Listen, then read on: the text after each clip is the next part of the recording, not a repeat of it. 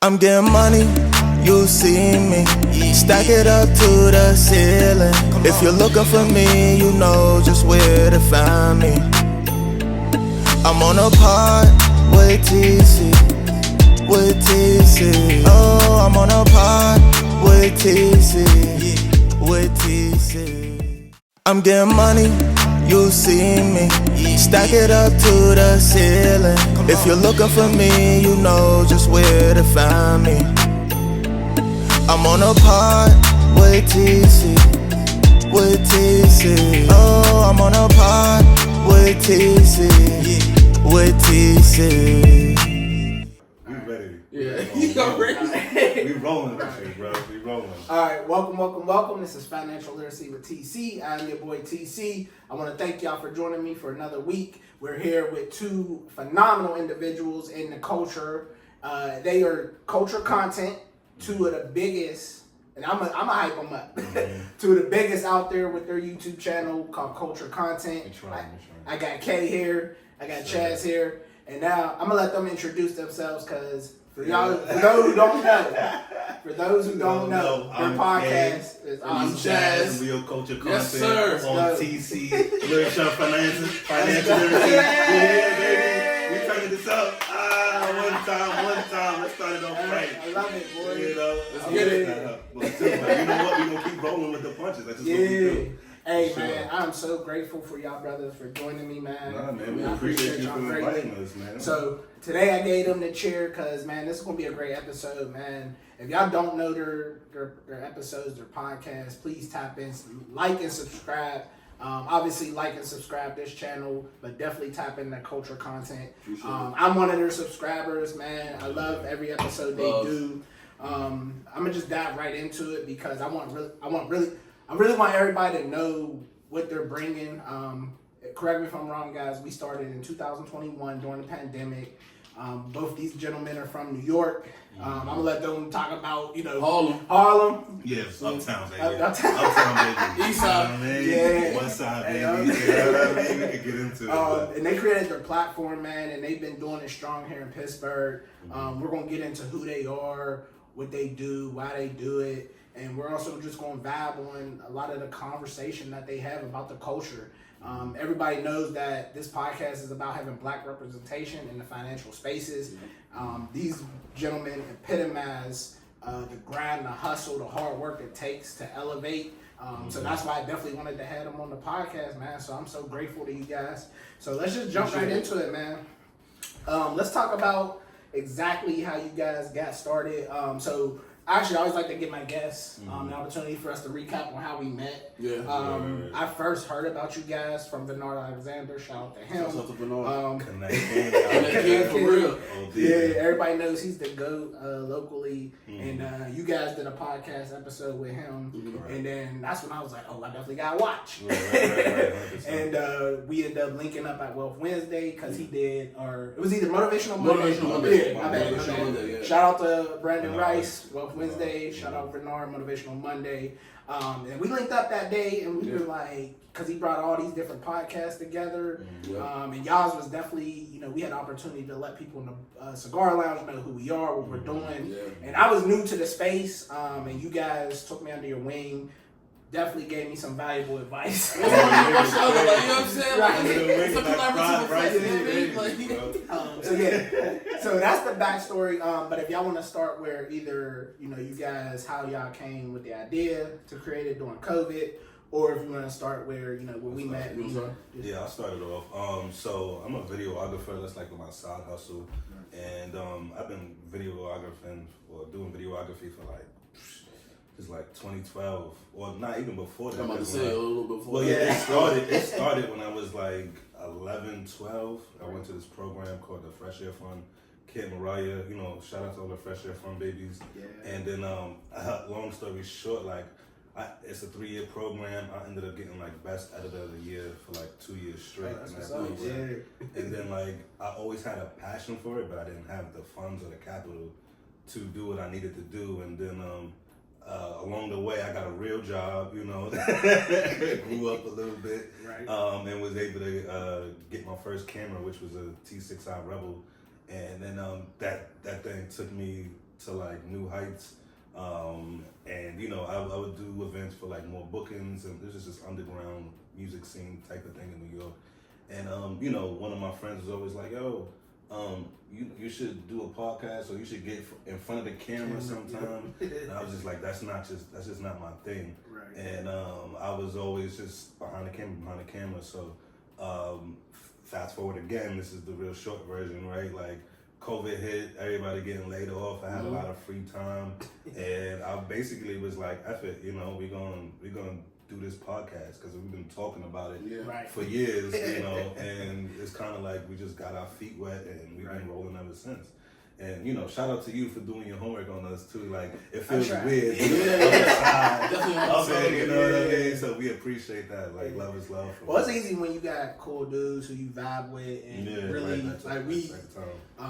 On an individual level, we are aiming for similar things and aspirations, so it was easy to do. It was easy. But yeah, it's funny. When we was talking about this earlier, TC, like me and Kay, we have these rich conversations that nobody ever hears. You know what I'm saying? Like we'll be talking about money, we could talk about, you know, music, whatever. Right. But like we had these conversations, it's like, yo, if we just press play real quick, like this could be some gold. Right. You know what I mean? And it's not like, you know, we get into the drama, you get into everything else, but like we talk about stuff that's gonna uplift our people. You know what I'm saying? Trying to build something from, you know, we starting from the bottom. You know what I mean? So at the end of the day, like we was just like, you know what, man, let's just press play on this. He had all of the equipment. You know what I'm saying? He's the master behind the scenes. Do we have to do? It definitely was a little weird for us to kind of hear ourselves talk and watching different things and just being in front of the camera, but like we got over that, you know, relatively quick. I still hate hearing my voice on camera. I'm gonna just put that out. Yeah, I mean, so I'm learning a lot. Yeah, I mean, it's just one of them things, but like we just feel like everything we speak about behind closed doors, just on the one-on-one thing. Like these is conversations that need to be had across the world, you know what I mean? And it's happening, but we just like, all right, we're gonna put on a bigger platform and bring some guests in here, some like-minded individuals like TC, like Vernard, like all the other guests we had the past 2 seasons. You know what I mean? Shouts out to all y'all. So, you know, we was just like, you know, we just gonna keep running with it. You know what I mean? And we wanna do more stuff for the community and all that. So yeah, we get into that. Absolutely. And if I'm not mistaken, season 3. Yeah. Because you just did an episode, what, 4 weeks ago? Yeah, so that was like a preseason preseason episode. More so like we even spoke about January having episodes. Like we've been talking about doing this, but I had some setbacks and I wasn't mentally ready to like get into season 3 fully 100%. So I'm like just now getting my rhythm, my mojo back to like do the podcast. For sure. So. No, and honestly, you know, I went back and revisited some of the guests you guys had, and just really what they were talking about, and like you said, it was uplifting. You had Miss Irene Sparks on there. Shout out to her. She's awesome, and That's for me, that one stuck with me just because, you know, she's in that space of art. Because I was paying attention to all the different people you guys have on and what they do and where they come from and the industries they're involved in, and that's kind of the same platform or model I emulate, because everybody I bring on, I want them to be in different industries. I want them to be doing different things, because when we talk about this topic of money, it's involved in some way, shape, or form. Money is always the topic. One way or another. And but long story short, you guys have a great way of getting those people to come out and really pour a lot of their secrets or secret sauce or anything that they want to do to uplift the community. And you guys do a phenomenal job of correlating who you are into what their vision is, and it just be magic on the pod. So I ain't gonna lie. Shout out to Pittsburgh for showing us love like that too, because like you said, we've had Irene, we had Brandon. We had Donnell on there, just mad Pittsburgh people just come through, show love, like, and you know, some of these people I know, and then some of these people are just networking. You know what I mean? So they always just was like, all right, we peep your energy, we like what y'all doing, and it just kind of come full circle. Like even being here today is like a full circle moment, because we networked and we always kept in touch, and then. Man, we here. So, and honestly, I'd be remiss if I didn't, you know, I ain't gonna lie to y'all. when my guests come on, it's not just for y'all, it's for me too. Like, I'm a student, so I wanted these guys because they've been in the space longer than me. Just some of the nuances and the things that they bring to the table is stuff I emulate. And I love that you guys are able to beat that narrative of, oh, black people don't come together, black people don't collaborate. Because I've seen that in a lot of the spaces I occupy, in the networking events I go to, and I'm like, nah. You know, these guys are on my podcast right now, but best believe I'm gonna be on culture content. Oh yeah, you know, for vibing sure, out with them. For sure. We're definitely gonna have different topics to talk about. So, For sure. but you guys hit on a lot of deep in some social issues. For me, I just try to keep it based on, you know, educating our people. But you guys hit on a various amount of topics. I think the episode y'all just did, y'all even got into some basketball. You know, y'all get into just how do y'all. Yeah. I guess my question, if I'm gonna structure it into a question, is what steers y'all pot on what you guys want to dive into, either amongst yourselves or when you have guests on? Like, how do you guys come up with what y'all want to dive into, or is it just whatever's going on in the trending at the time? I mean, it all depends. I feel like every guest we have, I feel like we have 3 interviews. Okay. We have the talk right before the interview. We have the actual interview. Then we have the post. So through that, we kind of gauge what their interest is, what they like, and decide if we want to bring something up. We do our homework on our guests. Right. And you know what I mean. If we see that they was a photographer before, or we see that they played ball before, we'll bring that up. Right. You know what I mean? Like, what happened to that time you got dunked on? Yeah. You know what I mean? What happened to that time? You know, like you talking about basketball, like B. Jones, Pittsburgh B. Entertainment. Like he was on Penn Hill's championship team.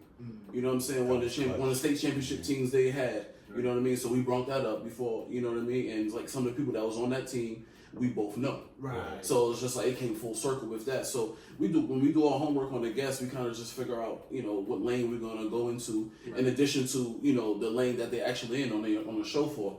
So everything just come together for real. Got you. Yeah, and being that we came up with the culture content like 4 episodes in, like we didn't know what the name of the podcast was going to be. So we running 4 or 5 episodes, and then one day he just came and was like, "Yo, culture content." Legit, I wrote it down.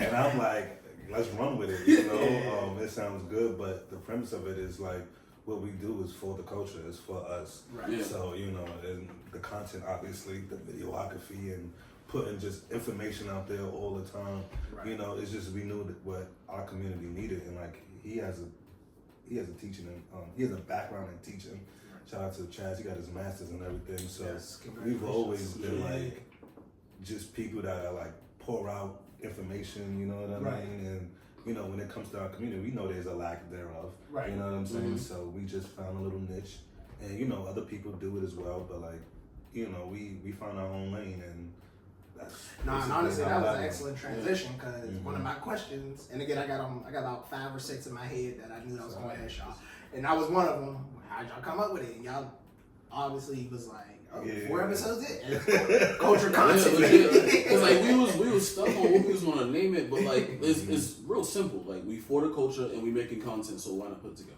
Yeah. Perfect. You know what I mean? So, you know, we was thinking about, you know, just simplicity ain't nothing. Yeah, just different various things. So simplicity. we going through paper, you know, loosely papers, writing stuff down. Like, that don't sound right. Yeah, you know what I mean? It don't ring. Like, it don't ring. Yeah, and then So- culture content came. And then, Kay, you said something that I 100% agree with, because that's kind of where my mindset was when I created my podcast, which was having black representation when we talking about finances.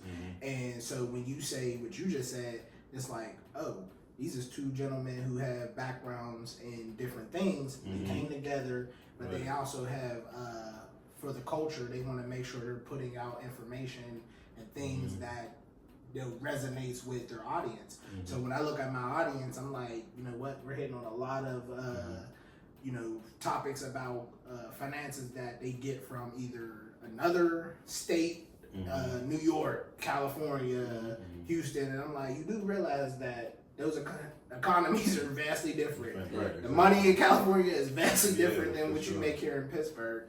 And, you know, so that was, I wanted to be able to bring individuals like ourselves who are in the fight, in the grind, building our legacy, and still being able to be honed in. Hey, you know what, bro, you want to go ahead and do that business? just keep in mind, you don't live in California or Houston or wherever else you saw on social media. Right. You live right here, Yeah. and you know. So do your research on this economy and see how it's going to work out for you. Don't just take the information you got from that TikToker or that influencer and think Check that your resources. check your resources.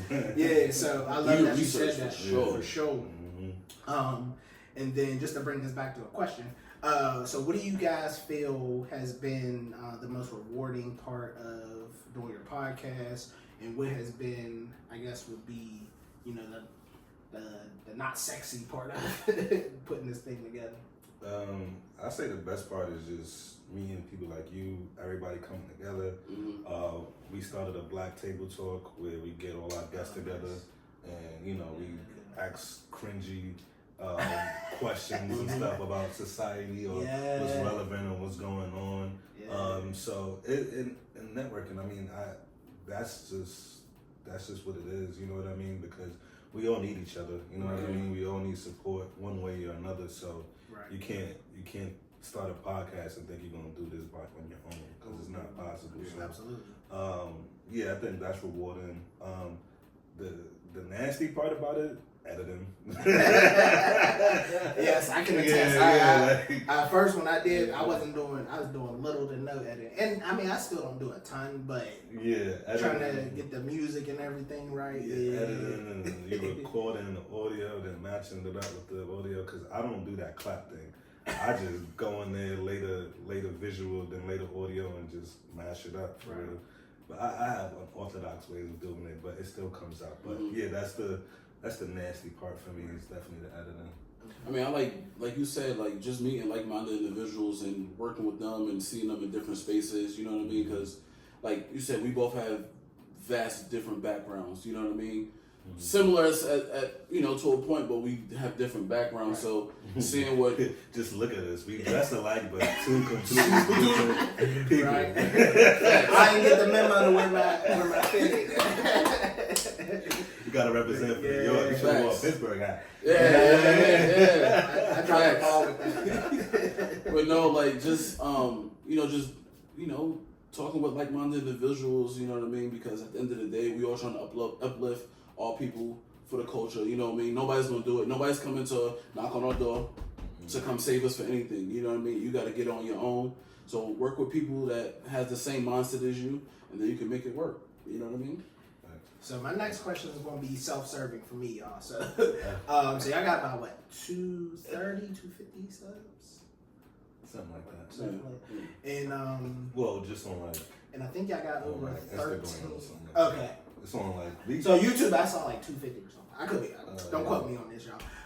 But y'all, so because I was like, I'm always looking to push the needle. And reason why I want to, ask y'all this is because at the end of the day, you started this for a specific reason, and you've kept doing it for a specific reason. So I guess to simplify my question, I think I got over 13,000 views in total, which is, again, I look at analytics because one, I'm learning the importance of them now as I do my own podcast, and then I just kind of want to see what does, based on the trajectory you guys have been going on, what is the long-term vision?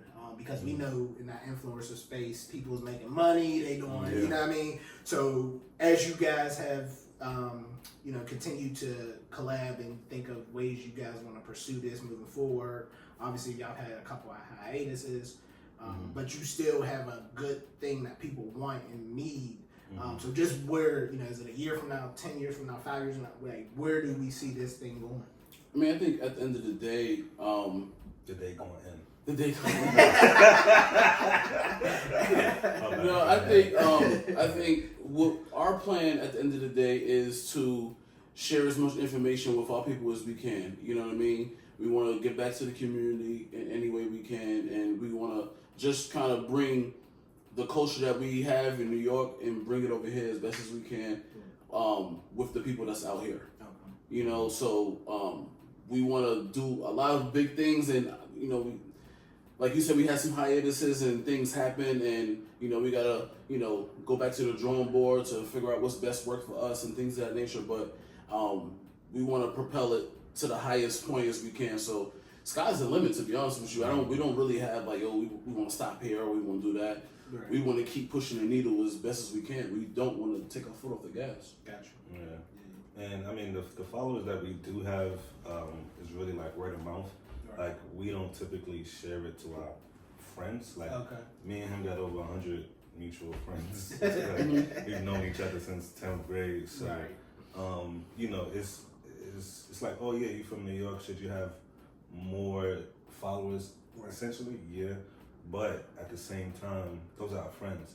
You know what I mean? That's gonna only plateau and get us but so far. So Right. like, the numbers that you do see is just like word of mouth, us giving out wristbands, or like, you know, just being in the neighborhood and talking to people, because you know it's not easy growing your followers Organically, right? Organically. You don't have a machine behind you. Right. You know what I mean? So a lot of the Right. people that we do know, we've actually talked to. Right. You know what I mean? Mhm. In person, whether, you know, library, bar, whatever the case is, networking events, cigar lounge. So I think there's more of a connection, and that allows our numbers to stay steady, Right. because it's like we'll always get like 100 plus views Right. on most of our like videos and stuff like that. So I mean, it's a numbers game, so you gotta play it to your advantage. Well, and honestly, that's kind of why I asked that question, because often people will be like, or, you know, not to call anybody out, but you see different things that go viral, and you be like, damn, that went viral? And for me, it was like, you know, well, I didn't come into doing this podcast to try to go viral. I came into, you know, I recognize where I see discrepancies between white people versus black people, and I'm like, you know what, I want to help bridge the gap. I want to put more people who look like us and have conversations about finances where we see black representation in the space. So my why was not to go make millions of dollars off going viral or anything like that. So when you talk about building your following organically, that's exactly why I do it. So knowing that I'm not too far off with my thinking, bringing joy to my heart, because I'm like, I'm gonna be doing this every week for the rest of my life until, because I'm always gonna be networking. I'm always gonna be meeting new guests. I'm always gonna be doing new things. So it's always gonna translate into getting more eyeballs. Right. Now it probably might take me 5 to 10 years the path I'm choosing to do it, but at the end of the day, I didn't do it because it was to be, you know, a thousandaire in, you know, 5 seconds. So And the topics we discuss: financial literacy, whether it be mental health, whether it be about life insurance. Like, let's just be real. Education is not something Sexy. that goes Sexy, yeah, like it doesn't. People think it's boring and all of that other stuff. But yeah, until- it's vital to It's their essential. life. Like, It's it's essential to essential. your daily lifestyle and everything you do. You know, But they're not Whatever you do. entertained. They're not entertained. You know, don't nobody clapping their cheeks, no diddy. You know what I mean, on the table. So of course we're not gonna go viral. Right. Had we had that, we blowing up. Right. Yeah. You know, so it's just that too. Like, let's be real. It's just like you said, it's not sexy, but it's needed. And by the time people catch on to what you doing and to what we doing, like, you know, we're gonna be on a whole nother level, on a whole nother platform, stage, and everything. But the information is there, Right. You know, and I think that's what's more important. So when they do realize it, they time to give us our flowers. They like, yo, they've been. We've been doing You know, this for a minute, right. Yeah. Hey, but you think of it too. Also, like people like controversy. Yeah. And we That's want to what uplift our people. We ain't worried about, you know, controversy, and you know that it happens, but it don't have to necessarily come from us. Right. You know what I mean? We trying to uplift our people, so we gonna do it a different There's way. I love that, because there's enough of, and again, those people are making money off that content. I mean, that's cool. You know what I'm saying? But yeah, there's enough negativity and bashing, and I was like, bro, I just get enough of it. So That goes into that algorithm. Like, if it ain't negative or it ain't none of that stuff, then they're not pushing it. Let it be negative, somebody getting beat up or whatever, they sending that out over and over. So you segued perfectly into something I wanted to pick y'all brain about. So for those who don't know, December 13th of 2023, the year we just came off of, the PA State Senate passed a bill called Bill 843, where it will now require, starting in 2026-2027 school year, that all schools, PA high schools, have to have a financial literacy course curriculum embedded in their schools. It's about time. So, yeah. And while I was excited that this bill was passed at the time that I heard it, we recently just came off the primaries in April, and I had the ability to speak to some politicians, and many of which didn't even know the bill had passed. And while it concerned me at the time that I'm like, oh, I'm voting for y'all, but y'all don't know that this bill just passed. Right. But I digress. But it started to heighten my awareness that, okay, now they're starting to see on the state level that financial literacy is so important because it can play a lot into what is now the sexy topics, mental health, unemployment, all the things that go into, I'm like, a lot of that involves finances. Right, yeah. So That's all right. that being said, especially you, Chaz, being an educator, and then you working with the youth, I just wanted to get your thoughts on, where things are headed now that the local government is now involved in implementing something where financial literacy is now essential, where it wasn't for many, many decades. So I feel like it's twofold, right? Because we all know it's essential, but we knew it's essential from when we was born. Day one. You know what I mean? We knew that. But I think also, like, and I hate to sound like this, but stuff only gets passed or things only happen when there's pressure being put or, it's quote unquote sexy now. Because nobody was thinking about people was talking about it before. You had people in different circles talking about it.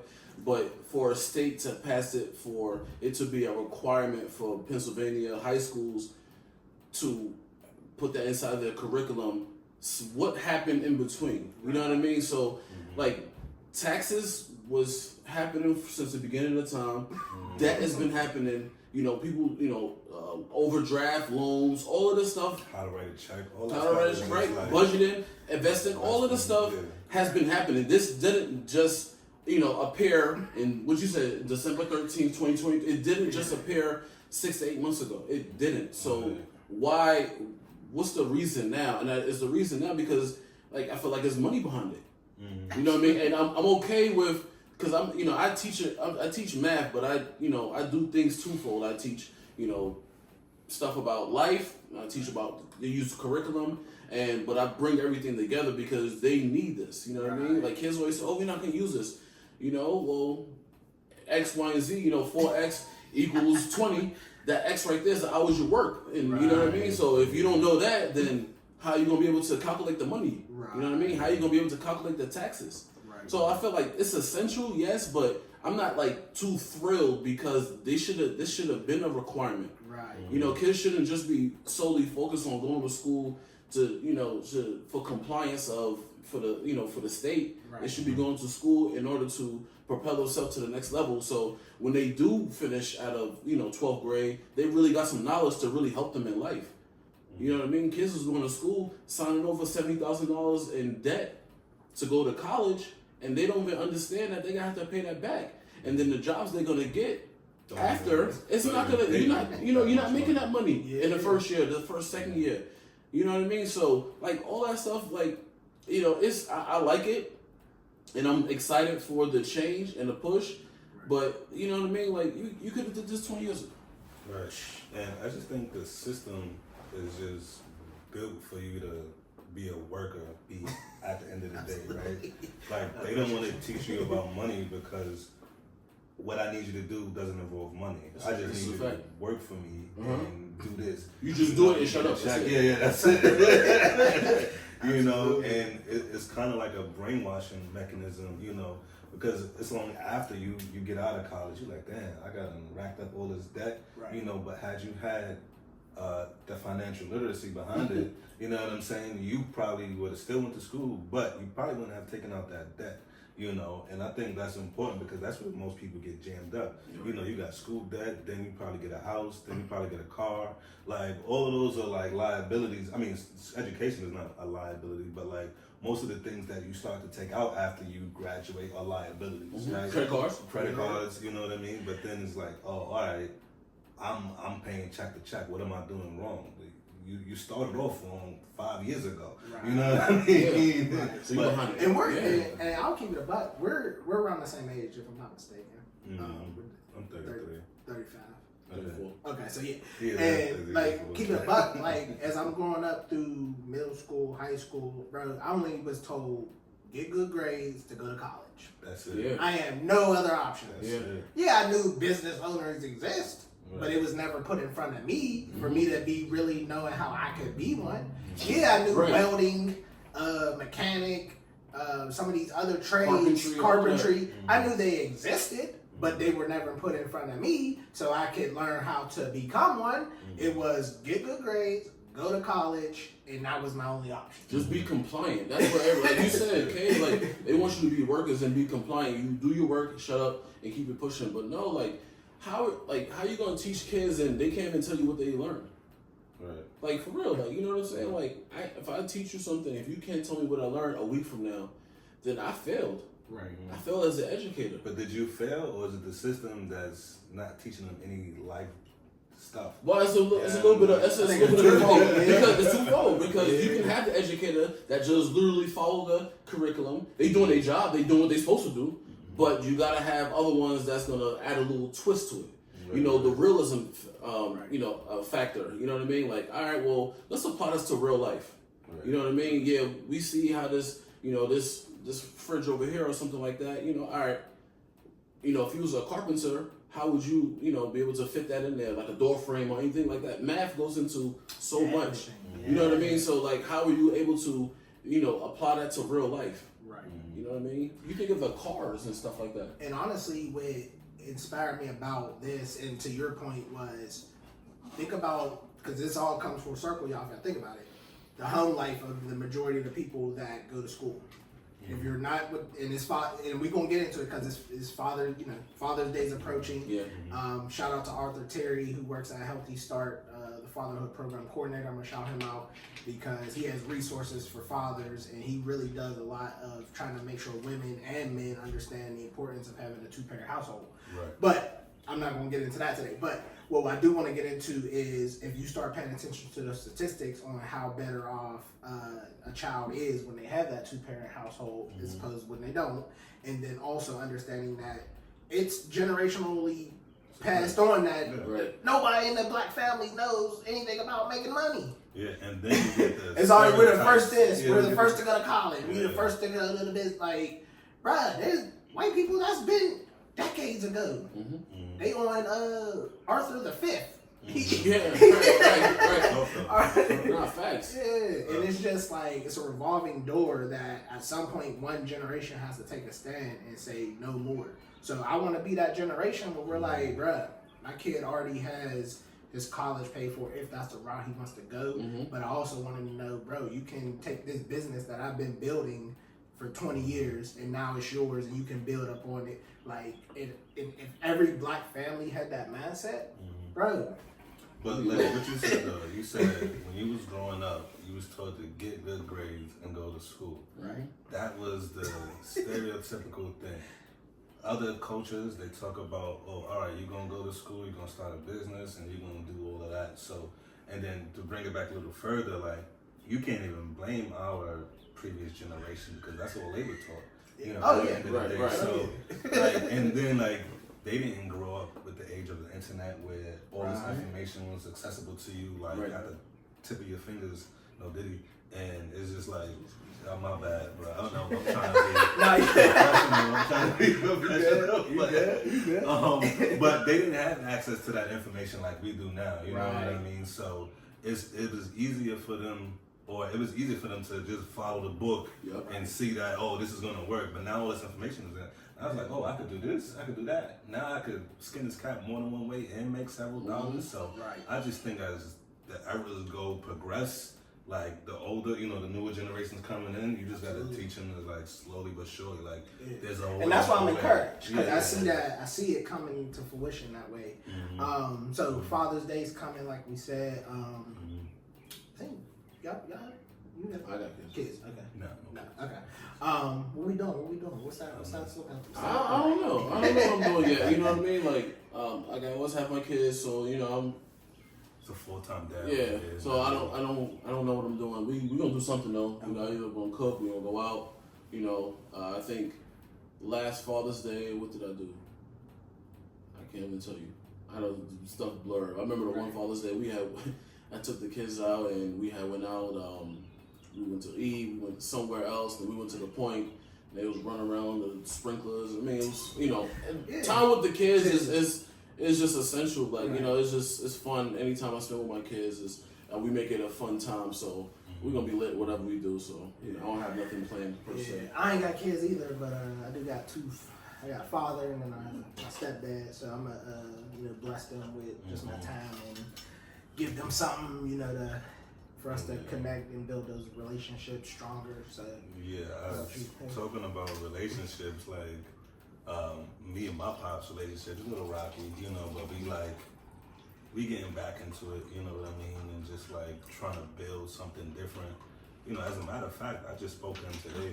You know what I mean? He's gonna be mad thirsty when I do this.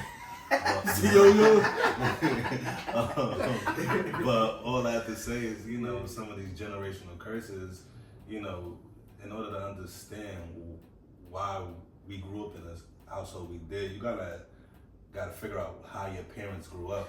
You know what I mean? To see like where the disconnect was. Right. And once you get into those conversations, those healthy conversations, you like, dang. Bro, you hit the nail on the head because I've been learning more about that.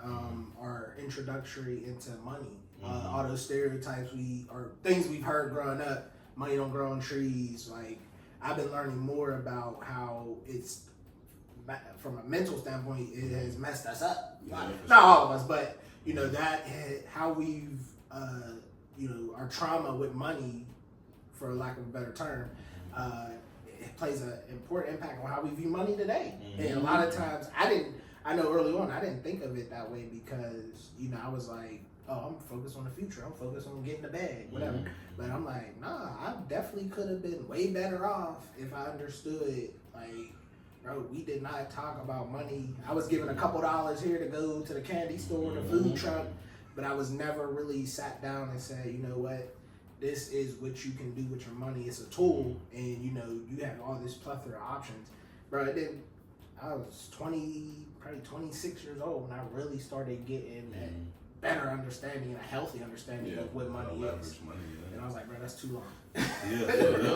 So but we don't, like you said, we don't come from those backgrounds, you know, and like you always hear I ain't got no money today, or you gotta wait. I ain't got McDonald's money. Y'all know. You know what I mean? So, think about the ones your parents told you. But again, that's that cycle, man. Right. That, you know, our parents' generation, they think like the stock market is like a scam. You know, like. But that's what they grew up knowing. That's the stereotypes they heard. You know. Meanwhile, Warren Buffett is a billionaire off of the same people been billionaires in Wall Street, you know? Right? Like Evan, not Evan. I forgot a couple people that invested in like YouTube, Netflix, and all of that stuff back in the day. You know, and I'm just upset because I grew up into it. Like we grew up into Netflix and YouTube, and now all of a sudden I didn't know about stocks at the time. But imagine how you invested at that age, you know, and then exploded. I got one more thing to say because I was in the 9th grade. Got me thinking. I was going. I was going to school called Shackleton up in Ashby, Massachusetts, right? And I remember this kid. I mean, Allied, respectfully, he's Jewish, right? And he would be in his room on his laptop for like hours, And guess what he was doing? Studying stocks. He was stocks. He was trading stocks, bro. And I'm talking about like 12, 13. And his parents probably was laughing at him, clowning him, you don't get no girls, But he definitely. I ain't gonna put that. I don't know his story, but if I know how I look on TV, it's always the nerd who's out making money. He was low key too with it. Like I'm like, he tried to teach me.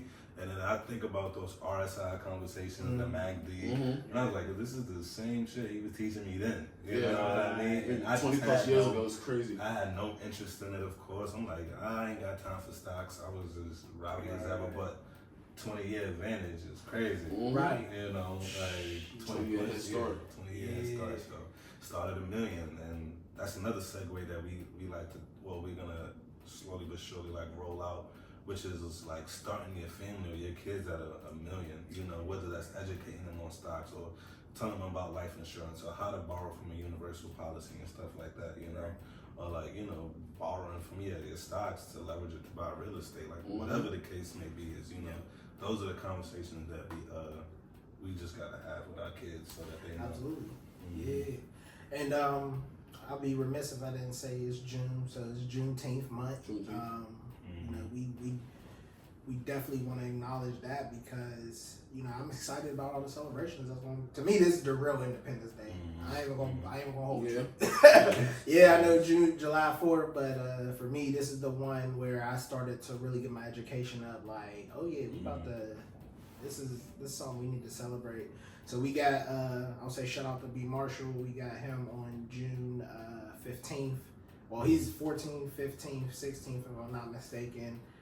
He's down here at the Point. Doing all the amazing things for Black businesses. He takes over Point State Park.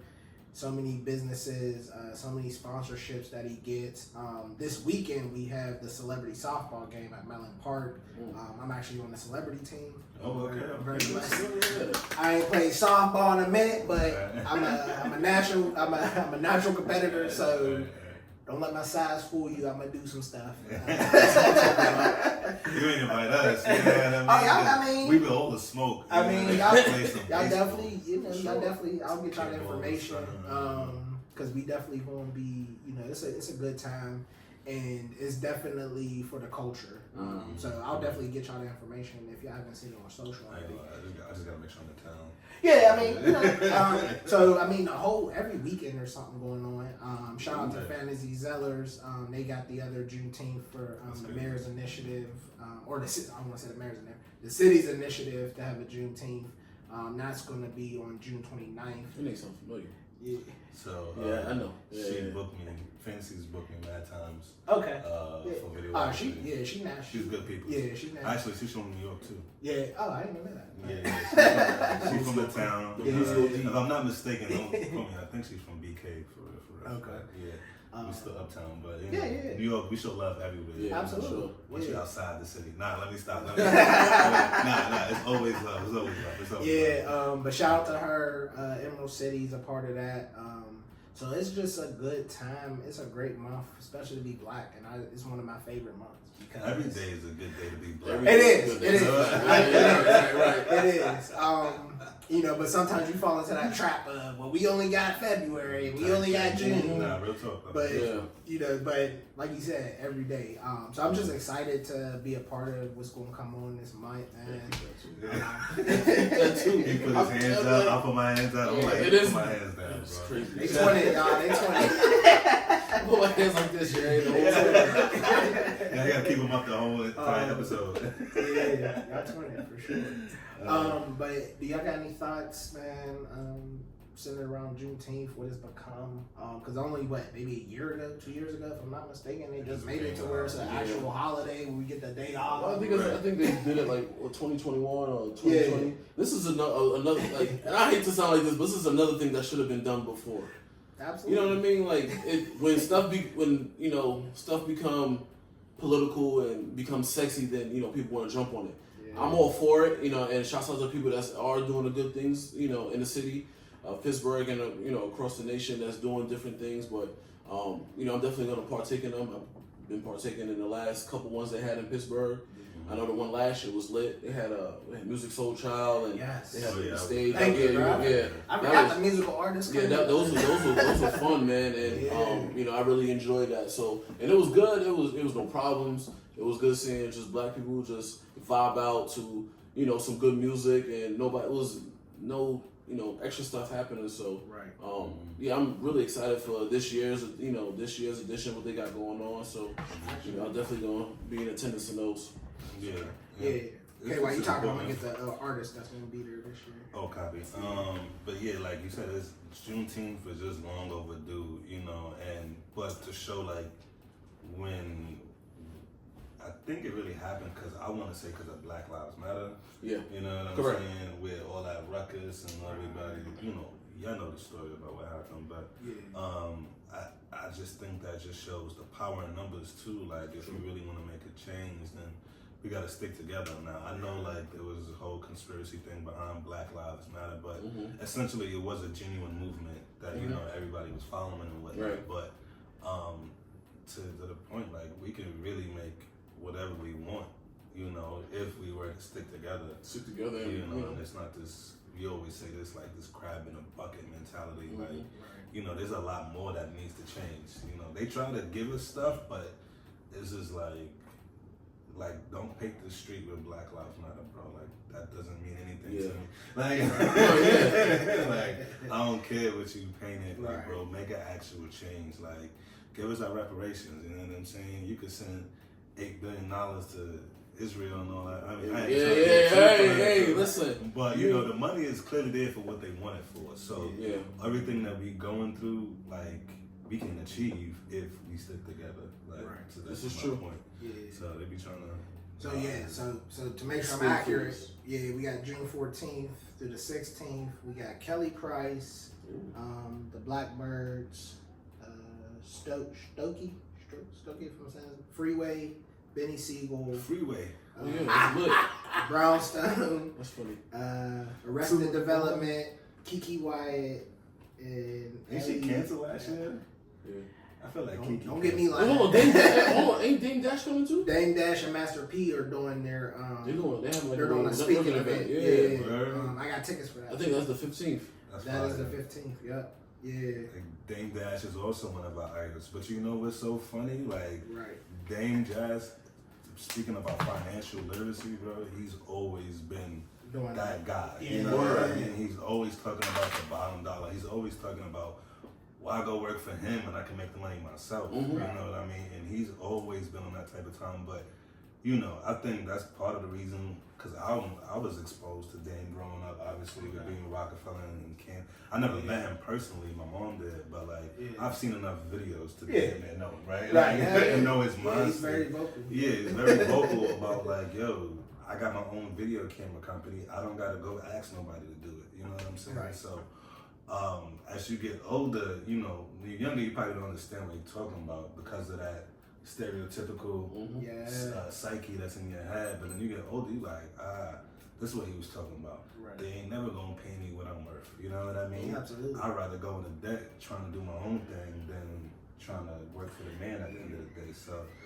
shout out to Dame, man. He's always pushed the culture. And honestly, man, it wasn't until, again, I wish it was my teenage years I had that mindset, but the mentality I had when I was 20 and to where I'm at now is like, bro, I respect people like him who understand the game behind what people see on social media. And I'm like, because I come from a financial background where there's people in those upper rooms, and because our people are only worried about who we see in front of us, we don't know those gatekeepers are really the ones in those good old boys club, and they're the ones who are discriminatory, racist, biased, all those things, but we don't see them, so that way we think, oh, it's not, it's not them.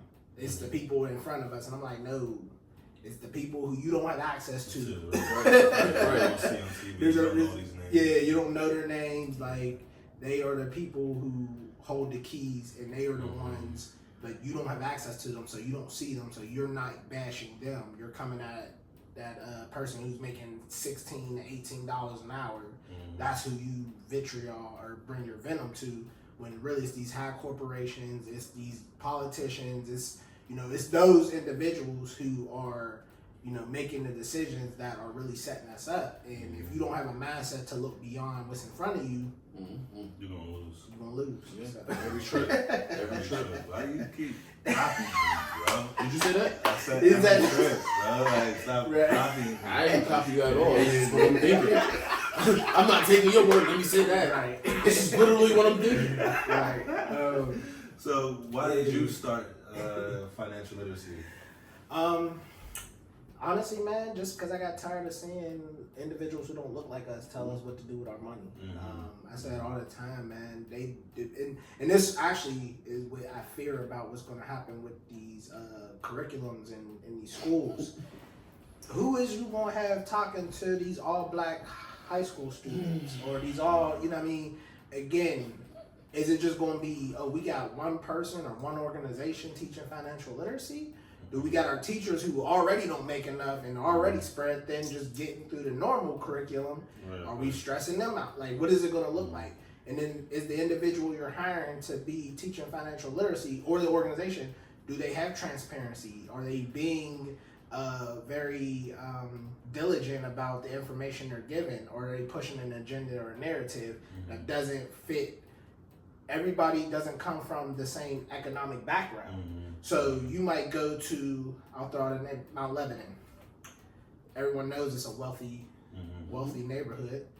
But then you got, I don't want to insult nobody, but Homewood, Duquesne, I'll use Duquesne. Like, it's not the same economic, it's not the same. Not at all. So therefore, what are they getting that is transparent and honest and open about their, and not to say that they're, how they brought up and everything that is a factor in, but there's a level of, you know, transparency and honesty that needs to be brought when we're talking about financial literacy, or are we just talking them the basics? Hey, get you a savings account, get you this, get you that. Like, what is it really going to look like from a curriculum standpoint is what I'm curious.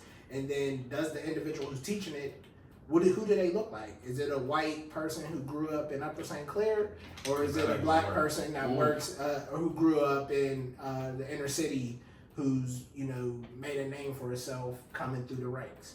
Like, what is it gonna look like is what I'm really interested to see. Well, I think first and foremost, to your point, they gotta look like us first.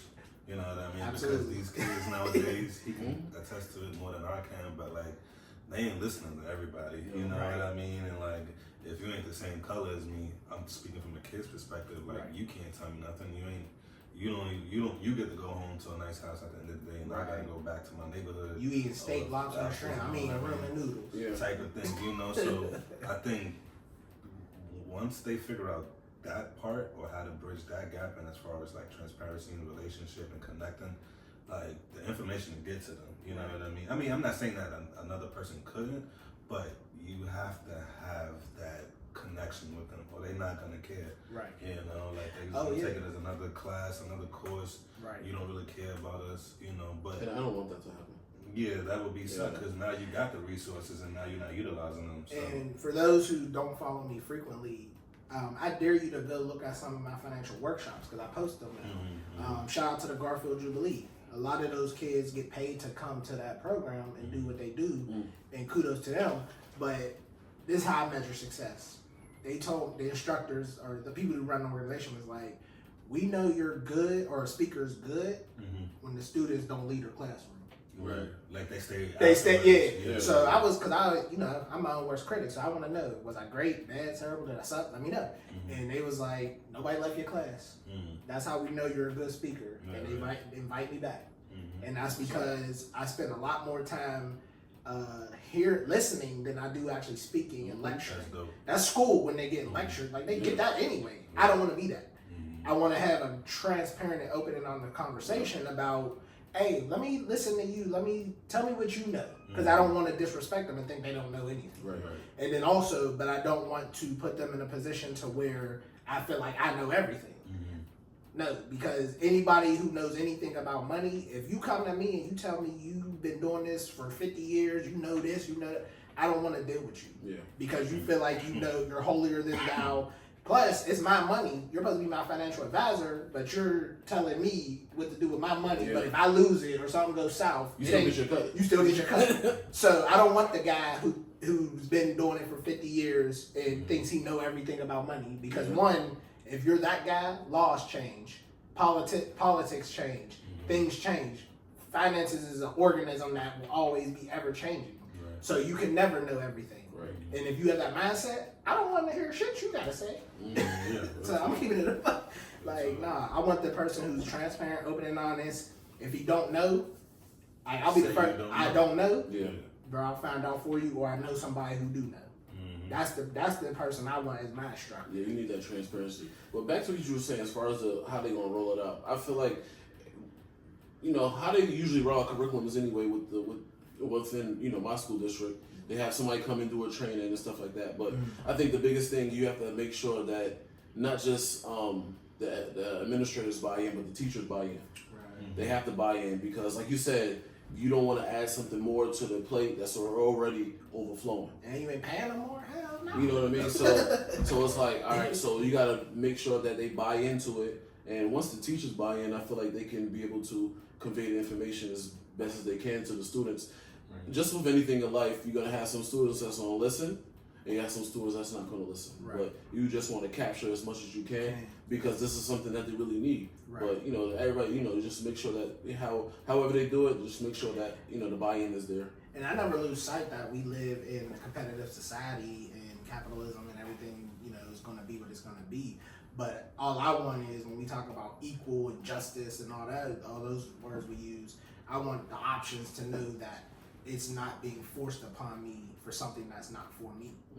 And I have the option to choose what path I want to choose.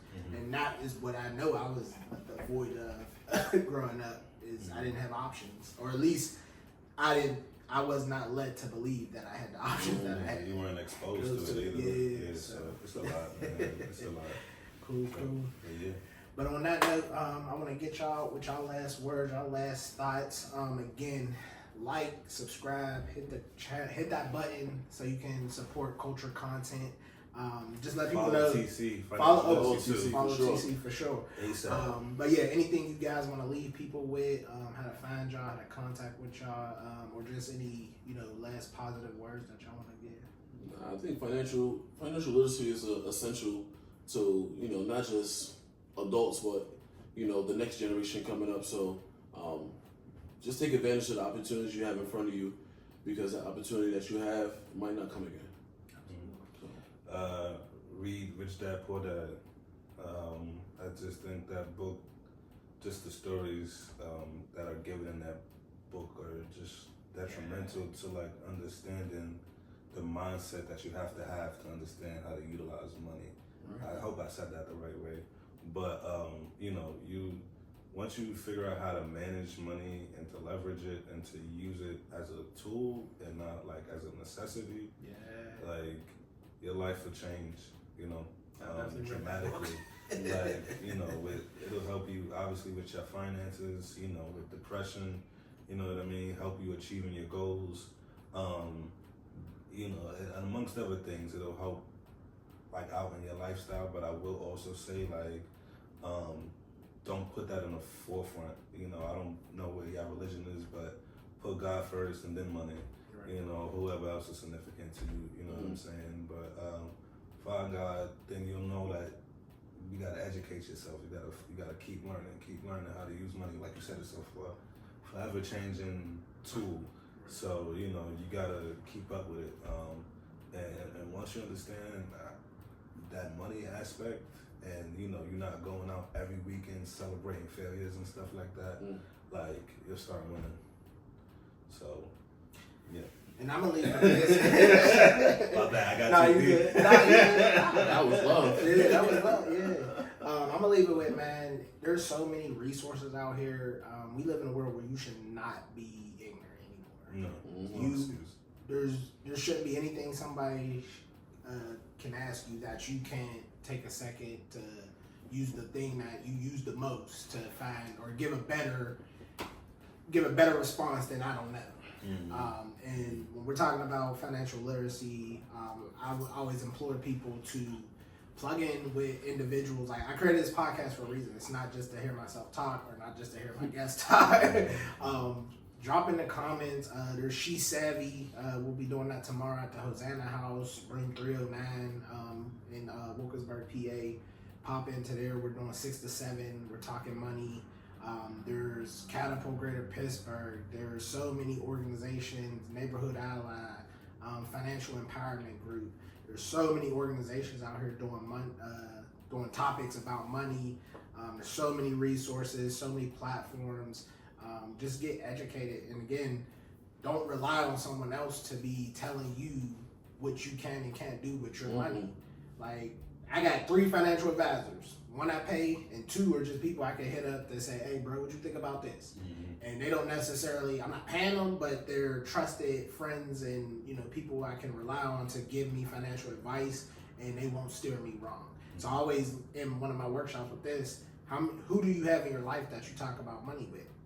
And if you have 3, if you have 1 person that's bad, if you have 2 people that's bad, but you at least want to have 3 strong people. And then you also want to ask yourself, are these people that I would trade lives with from a financial standpoint? And if that answer is not yes, then they're probably not the right people you should be talking to about your finances. Because if you say you want X, Y, and Z, I need to be talking to the person who got X, Y, and Z, who can tell me, hey, bro, how'd you get X, Y, and Z? And so I always try to make sure I got more than 3 people, but I got at least 3 people that I know have the things that I want, and I've befriended them, and I continue to stay in contact with them. I build relationships. So now, if I ever need a question or I want to ask them, hey, bro, how can I level up like you? I know who I can call. And now I'm not, like, not to say I disrespect anybody who has less than, but that's not the path that I want. So I'm going to, they say look at your 5 closest friends and I can tell you who you are. So do the same thing with your finances. So. Real talk, and it's not disrespect. It's just sometimes where you want to go, the people that you know haven't been there yet. Right. And that's just that's a great way to put it. You just gotta understand that it's no disrespect to you, but you know what I mean. Have you done this before? Yes. All right, then let's talk. Right. No, I can hear your opinions, but that can't be the final be all. So. Exactly. So you mind if I close this out? Absolutely, bro. All right, I'm K. I'm Chaz. Yeah, this is Financial Literacy with TC. You heard me taking over.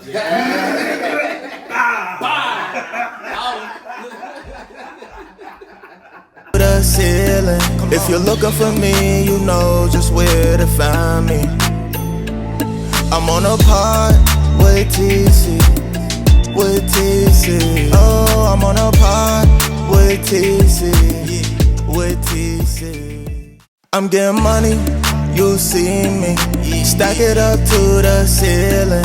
If you're looking for me, you know just where to find me. I'm on a pod with TC. Oh, I'm on a pod with TC.